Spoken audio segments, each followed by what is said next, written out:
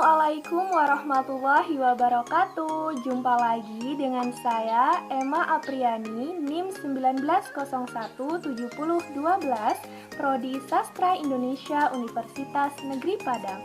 Baiklah, pada kali ini saya akan menjelaskan mengenai pengelompokan frasa berdasarkan unsur pembentuknya pada mata kuliah sintaksis yang diampu oleh Dr. Siti Ainim Listi, SPD M.Hum. Selamat menyaksikan. Yang harus kita ketahui pertama ialah apa itu frasa. Frasa merupakan satuan linguistik yang secara potensial merupakan gabungan dua kata atau lebih yang tidak melebihi batas fungsi unsur klausa. Pernyataan tersebut sesuai dengan pendapat Ramlan dalam Bagus 2008 halaman 2 yang menyatakan bahwa frasa merupakan satuan gramatikal yang terdiri dari dua kata atau lebih yang tidak melebihi batas fungsi elemen klausa. Jadi, dapat disimpulkan bahwa frasa hanya boleh menduduki satu fungsi saja dalam tataran kalimat. Misalnya, hanya boleh menduduki fungsi subjek saja, atau fungsi predikat saja, atau fungsi objek saja. Jadi, frasa tidak boleh melebihi batas fungsi unsur klausa. Contohnya, mahasiswa baru itu belum dikenal oleh mereka seminggu yang lalu. Jadi, mahasiswa baru itu menduduki fungsi objek, belum dikenal menduduki fungsi predikat dengan kata kerja pasif karena didahului oleh di, bukan me. Selanjutnya, oleh mereka menduduki fungsi subjek dan seminggu yang lalu menduduki fungsi keterangan. Jadi, dalam contoh tersebut terdiri dari 4 frase. Frase pertama, mahasiswa baru itu, yang menduduki fungsi objek saja. Frase kedua, belum dikenal, yang menduduki fungsi predikat saja. Frase ketiga yaitu oleh mereka, yang menduduki fungsi subjek saja. Dan frase keempat yaitu seminggu yang lalu, yang menduduki fungsi keterangan saja. Dapat diketahui bahwa penukaran letak frase boleh saja terjadi selama tidak memecah frase tersebut. Misalnya pada contoh sebelumnya, mahasiswa baru itu belum dikenal oleh mereka seminggu yang lalu. Itu pada kalimat tataran pertama. Selanjutnya diubah tempatnya menjadi seminggu yang lalu mahasiswa baru itu belum dikenal oleh mereka.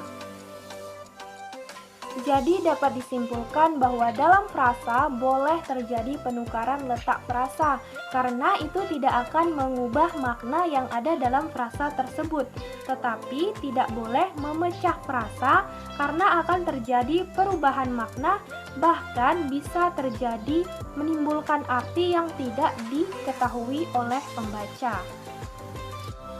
Berdasarkan unsur pembentuknya, frasa terbagi menjadi 2. 1. Kata sebagai frasa. 2. Kelompok kata sebagai frasa.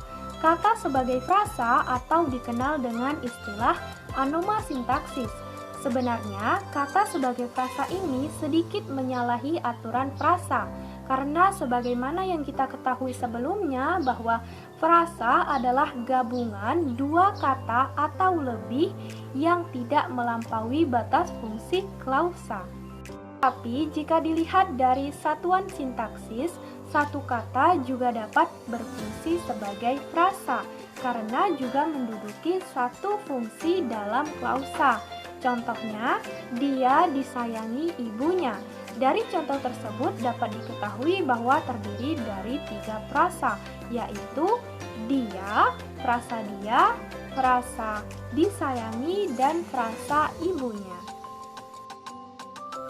Selanjutnya, kelompok kata sebagai frasa. Contohnya, mobil mewah itu sangat mahal. Mobil mewah itu ada dalam satu frasa, dan sangat mahal juga ada dalam satu frasa. satu frasa ini terdiri dari beberapa kata. Itulah yang disebut dengan kelompok kata sebagai frasa. Teman-teman pasti pernah mendengar istilah frasa DMMD. Diterangkan, menerangkan, dan diterangkan. Nah, sebenarnya dalam frasa ada dua frasa utama, yaitu frasa diterangkan dan frasa menerangkan. Sebanyak apapun frasa yang ada dalam satu kalimat, pasti ada dua frasa utamanya, yaitu frasa utama diterangkan, biasanya itu adalah subjek, dan frasa utama menerangkan biasanya itu adalah predikatnya. Contohnya, murid itu mengambil kapur. Murid itu adalah subjek yang berfungsi sebagai frasa diterangkan dan mengambil kapur menduduki fungsi predikat yang berfungsi sebagai frasa utama menerangkan. Selanjutnya, hubungan antar unsur frasa. Hubungan antar unsur frasa terbagi menjadi 3. Yang pertama adalah hubungan koordinatif, 2 hubungan atributif, dan 3 hubungan apositif.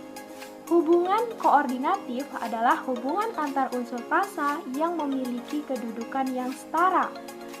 Biasanya bersifat penambahan atau pemilihan. Contohnya, ibu dan bapak, suami atau istri. Yang kedua adalah hubungan atributif. Hubungan atributif adalah lawannya dari hubungan koordinatif. Artinya bahwa hubungan atributif adalah hubungan antar unsur frasa yang tidak memiliki kedudukan yang setara. Dapat diartikan bahwa dalam gabungan satu frasa ini ada satu kata yang unsurnya itu lebih penting dari unsur lainnya. Contohnya, wajah cantik dan rumah baru.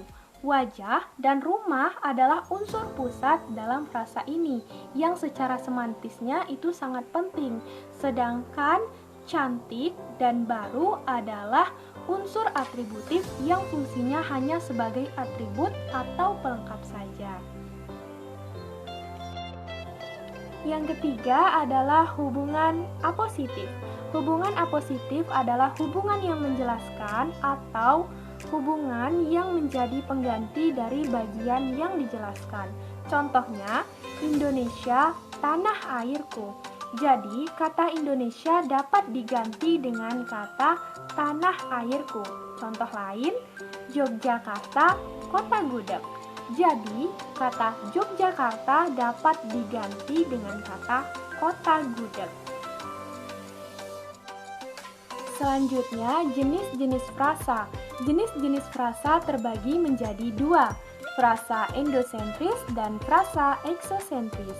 Frasa endosentris adalah frasa yang unsur-unsurnya dapat berdistribusi sama. Contohnya, 2 orang mahasiswa sedang membaca buku. Jadi, frasa 2 orang mahasiswa ini memiliki distribusi yang sama dengan unsur-unsurnya. Misalnya, kita pecah menjadi 2 orang sedang membaca buku. Mahasiswa sedang membaca buku. Jadi, dapat disimpulkan bahwa frasa 2 orang mahasiswa memiliki distribusi yang sama dengan unsur-unsurnya. Selanjutnya adalah frasa eksosentris. Frasa eksosentris adalah frasa yang tidak bisa berdistribusi sama. Contohnya frasa di perpustakaan pada contoh 2 orang mahasiswa membaca buku di perpustakaan. Nah, frasa di perpustakaan tidak bisa berdistribusi sama.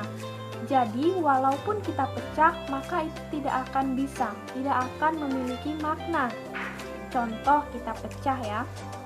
2 orang mahasiswa membaca buku di. 2 orang mahasiswa membaca buku perpustakaan. Jadi, dari contoh tersebut dapat kita simpulkan bahwa frasa di perpustakaan tidak bisa berdistribusi sama. Dan jika kita pecah, maka akan menghasilkan makna yang tidak kita ketahui dan tidak akan diketahui oleh pembaca. Mungkin hanya itu yang dapat saya sampaikan. Jika terdapat kesalahan, saya mohon maaf dan saya akhiri. Wabillahi taufiq wal hidayah. Wassalamualaikum warahmatullahi wabarakatuh. Sampai jumpa di video selanjutnya.